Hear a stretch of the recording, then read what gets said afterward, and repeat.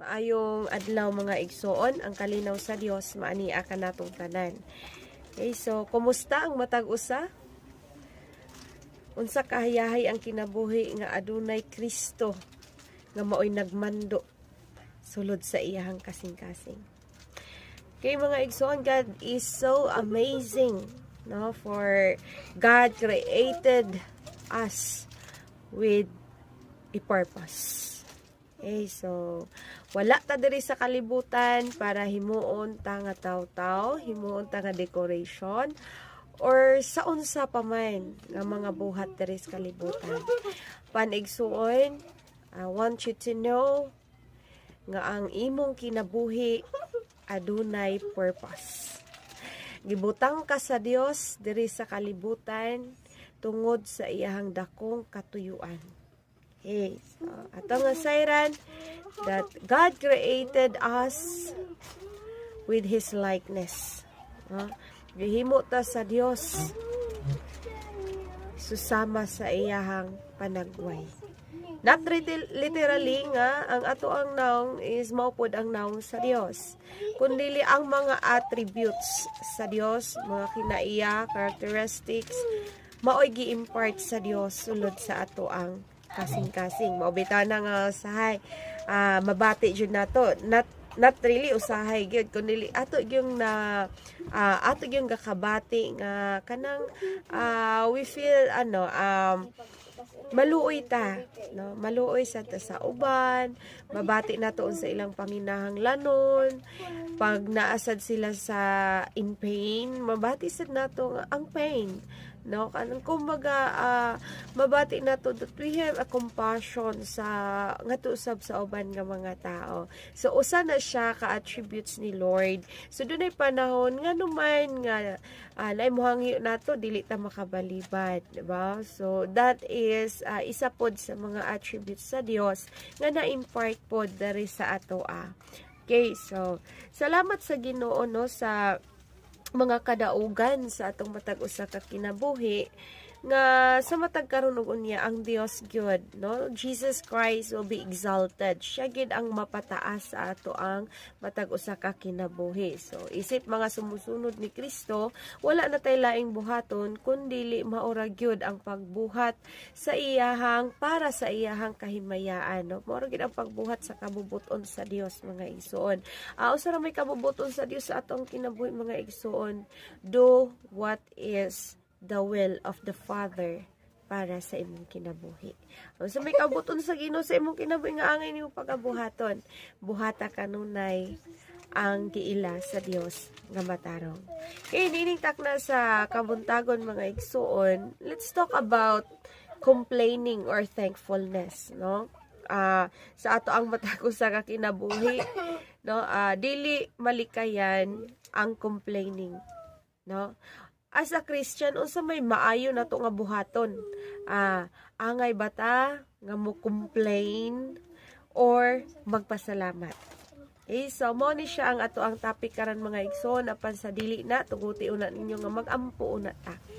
Atong i-welcome ang presensya sa balaang Espiritu Santo nga mao gayoy guider, comforter, enabler sa ato ang kinabuhi, mao gay teacher nato nga siya gid ang magpasabot kanato mahitungod aning mensahe nga ipaabot kanato karon.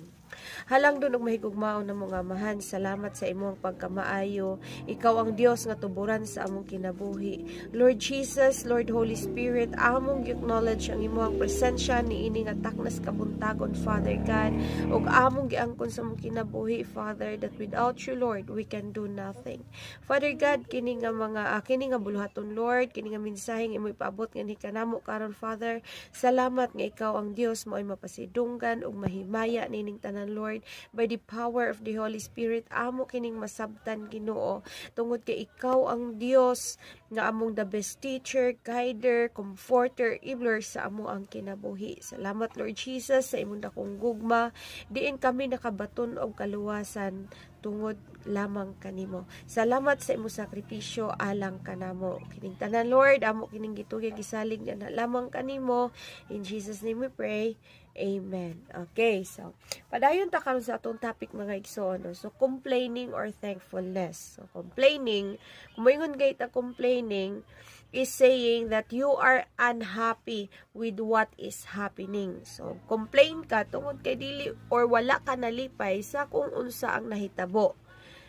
So, mga igsuon, no, mostly good sa ato, no, niagi jud ta ani, no, complaining, siguro sa atong kinabuhi, mas daghan ang ato ang complain, no, mas daghan. Ganong mao ni ang nahitabo, dili man ni mao ang dili man ni mao ang akong gusto, nganong kini ang nahitabo, kani kana, di ba? So, musugot tag sa dili, moangkon tag sa dili, that's the reality. Og ato asad na nga nasinati.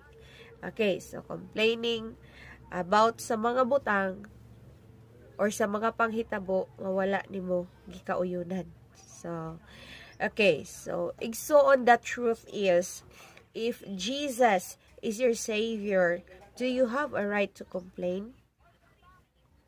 Kung si Jesus Christ mao ang imuhang Savior sa imong kinabuhi, aduna kabay katungod nga mo complain? Aduna kabay katungod nga mo reklamo? Igsoon, sometimes we do. You do, we do. But sometimes igsoon, not even really, siguro dili lang kay sometimes, but siguro most of the time, no. Let's just be honest na lang yung mga igsoon sa atong matag usa ka kinabuhi. Nga mostly we complain, daghan bagutbot, reklamo, instead nga magpasalamat, naguna na hinuon ang pagreklamo. No, makadawat og gamay. Gamay kayo, like for example na lang, no, sa kung unsay maabot sa tong kinabuhi, maura ni. So, hinguna na sa lisod kay sa nga tanan mga igsoon, no. Pero sa ato karon mga igsoon, sa ato ang kinabuhi, as a Christian, God did not allow this, no, complaining. So, when things seems wala na hitabo, sumala sa imuhang kagustuhan, please don't complain. Why? Tungod kay nasayod ta nga ang tanang panghitabo dunay purpose, dunay katuyuan. Wala na nahitabo pinaagi sa imong kaugalingong kagustuhan, kay lahi ang gusto sa Dios. Lahi ang kabubuton sa Dios para ana.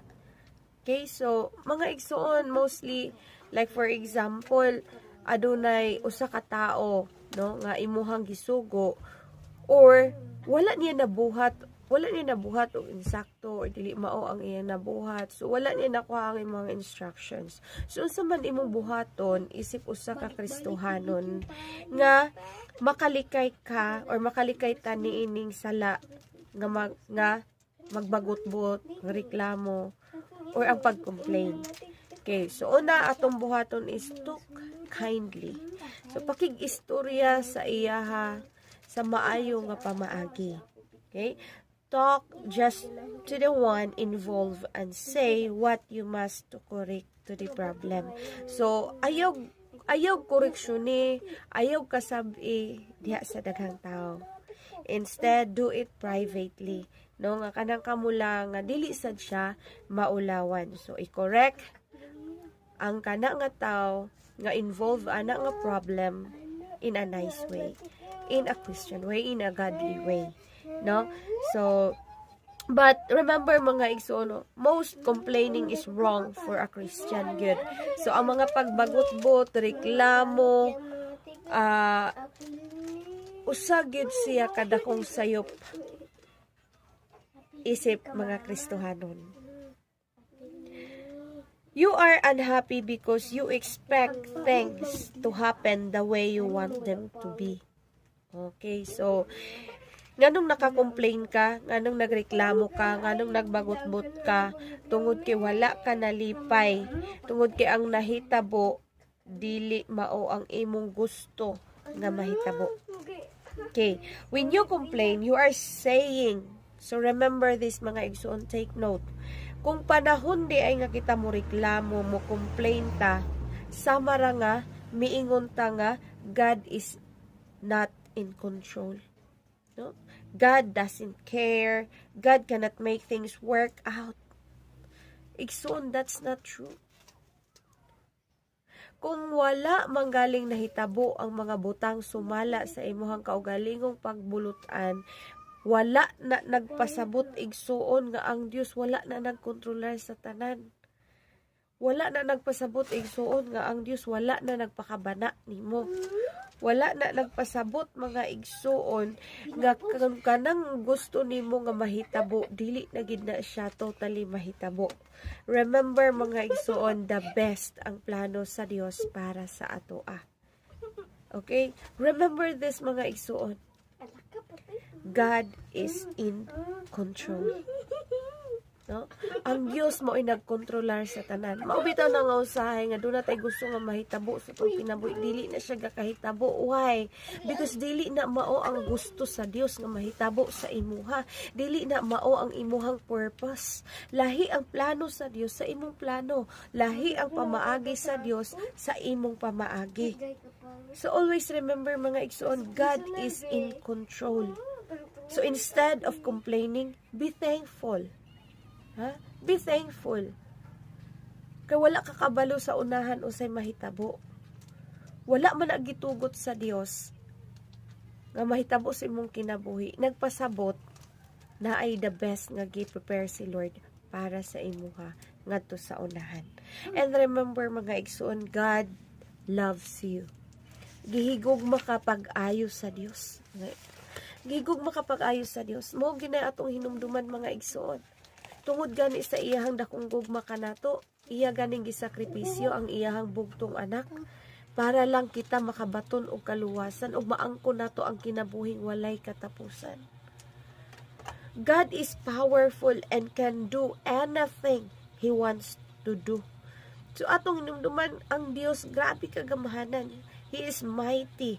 No, powerful kaayo siya nga mahimo gyud niya ang tanang mga butang. No, God make things nga kanibitong atong gituuhan nga imposible, posible sa Dios igsoon. At any time, so the Bible says in Philippians 2:14, usay giingon sa Filipos 2:14, tumbasahon mga igsoon. Buhata ang tanan sa walay pagbagulbol o pakiglalis. Karo kay mga igsoon, no? Buhata ang tanan sa walay pagbagulbol o pakiglalis. It is a commandment from God. Sugo ni sa Dios. Mao ni ang iyang kabubuton para sa atong kinabuhi. Isip mga Kristohanon. Mao ni gusto sa Dios nga makita sa atong kinabuhi. Nga as we do such things sa atong pagbuhat ana nga mga butang, nga moingon ta nga Lord, this is for your glory. Lord, ikaw ang mapasidunggan, ikaw ang mahimaya. Gusto sa Dios that every time nga mobuhat ta sa kung sa ipabuhat sa Dios kanato, dili kita magbagulbol ug dili sab kita makiglalis. Kay basin baya igsuon, no, it is wrong gyud kaayo nga makita sa kinabuhi sa usa ka Kristohanon nga mibuhat siya sa usa ka butang or mibuhat siya sa maong buluhaton, ang ending di ay is nagbagutbot, no? Ang ending nakiglalis, gisapot. Wa? Dili gihapon malipay ang Ginoo. Mobitanan nga gusto sa Dios nga makita sa ato, in everything you do, do it for the glory of God, do it heartily. No kinasing-kasing nga pagbuhat nga walay pagbagulbol o pakiglalis. Igsuon hinumdumi kung naglisod manggaling ka sa pagbuhat ni ini. Hinumdumi ang Filipos 2:13, no, tabangan ta sa Dios igsuon nga mabuhat nato ni nga kinasing-kasing gayod nga mawalay pagbagulbol o pakiglalis sa ato ang kinabuhi, no, sa atong matag usa, sa atong matag kaigsuonan. Kaingon ang Filipos 2:13, kay ang Dios nagbuhat kanunay diha kaninyo aron paghatag kaninyong tinguha sa pagtuman sa iyang kabubuton. So, dili ra lisod igsuon. Sayon ra, no? Kung masabtan jud nato ang pulong sa Dios, ang mensahe sa Dios diri sa Bible, kung ato lang yung i-apply sa atong kinabuhi, di lang jud nato siradaan ang atong hunahuna o kasing-kasing. Kung ato yung i-embrace, ipasulod, ipa-prevail ang pulong sa Dios sa ato ang kasing-kasing igsuon, kaya nato ni buhaton. Kaya nato nga mobuhat sa mga butang nga gipabuhat sa Dios, kanato sa mga buluhaton nga iyang gisangon sa ato, kaya nato na buhaton nga walay pagbagulbol o pakiglalis igsuon. Di ba? Kung atong buhaton pinasikad sa gugma sa Dios. Gusto lagi sa Dios mga igsuon nga mosalig ta sa iya, ha. Atong saligan that He is in control. Atong saligan that He loves you. He loves us. Higugma ta sa Dios. Usa ba ato ikabalo sa gugma sa Dios kani kanato? Usa ba ato ikabalo sa sakripisyo sa Dios sa ato ang kinabuhi aron nga ikaw ug ako makabaton og kaluwasan? Ba? Muna nga igsuon, try to evaluate yourself right now. Usa ikabalos nimo sa kamaayo sa Dios sa imong kinabuhi. Igsuon, as for me, ang ako ra gyud mga kabalos sa Dios mga igsuon. Even my life dili makabayad. Bisag usa kong buhaton, wala jud ko igo may kabalo sa Dios, dili ko kabayad sa iyang mga sakripisyo nga iyang gibuhat kanako. Muni mga igsuon nga I will do my part as a followers of Jesus Christ. Isip usa ka sumusunod ni Kristo igsuon. By the power of the Holy Spirit, uban sa tabang grasya sa Dios sa akong kinabuhi, ana agid ang pagpaningkamot mga igsoon. Paningkamutan gyud. Dili ta mo ingon nga lisod. Kay every time nga mo ingon tag lisod, isod kina igsoon. Pero kung mo ingon ta, Lord, I trust you. In my life, Lord, you're in control. Mabuhat na to na igsoon. Mabuhat na to that instead nga mo complain ta, makapasalamat ta. Dapat mag-isi na to. Diba? So, complaining words will turn other people away from the Lord Jesus Christ. So, kung magsige na lang po dahil tagbagot-bot, sige nang tagreklamo. Ang uban po dahil nga mga Kristohan, mga sumusunod ni Kristo, or ang uban po mga katauhan, no, nga makadungog sa ato nga magsige tagreklamo, sige tagbagot-bot, mawadaan po sila og kadasig igsuon. Mauna hinuunay mahimo nga rason nga mupalayo na hinuon sila sa Dios. So dili gyud makatabang ang pagsigi og reklamo, ang pagsigi og bagot-bot, batok sa matag usa. Right? So remember in Roma chapter 8 verse 28, nasayod kita nga diha sa tanang butang nagbuhat ang Dios alang sa kaayuhan ni adtong nahigugma kaniya. Kadtong iyang mga tinawag sumala sa iyang katuyuan. Pasalamati ang Dios og ayaw pagbagot-bot. So igsuon gihimo ta sa Dios tungod sa iyang dakong katuyuan sa atong kinabuhi. So likayan nato kutob sa atong mahimo uban sa tabang sa Dios, grasya sa Dios, likayan nato ang pagbagulbol, pagbagot-bot, pagreklamo. Instead, ipa-prevail ang pulong sa Dios sa atong matag usa ka kasing-kasing. Huh? Likayan nato ng mga igsoon tungod kay bisag unsa pa kanindot ang imong gibuhat kun nagbagot-bot gihapon ang imong kasing-kasing, dili gihapon malipay ang Dios ni ana. Ang gusto sa Dios nga makita sa atong matag usa ka kinabuhi, isip mga Kristohanon, be thankful. No, be thankful. Instead of complaining, be thankful. Pasalamati ang tanang mga panghitabo sa imong kinabuhi. Pasalamati ang tanang mga butang maayo man o dili nga niabot sa imong kinabuhi. Kay ang tanang panghitabo adunay purpose. So atong hinumduman igsuon, ay lang ba daita magpasalamat sa Dios kung hayahay ang atong kinabuhi?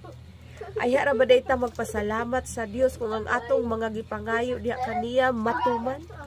Ay ra ba dayta magpasalamat mga igsuon nga kung ang imuhang gusto nadawat nimo dayon? Ay ra ba ta magpasalamat kung napuno ta sa mga panalangin? Dili na lang ba di ay ta magpasalamat when times are hard? Dili na lang ba di ay ta magpasalamat sa panahon nga nasubo ta? Dili na lang ba dayta magpasalamat sa Dios sa panahon ng atong mga gusto wala natuman? Mga igsuon, ingon ang 1 Thessalonica 5:18, in everything give thanks, for this is the will of God in Christ Jesus concerning you. So mao ra gyud ang gusto sa Dios mga igsuon, no? Nga sa tanan natong pagabuhaton, pasalamati ang Dios. Kay mao kini ang iyahang kabubuton pinaagi diha kang Kristo Jesus sa atong matag usa ka kinabuhi. No? Sayo naman mga igsoon ang gusto sa Dios sa atong kinabuhi. So makaya ra gid nato mga igsoon nga magpasalamat when times are hard. Thanks be to God.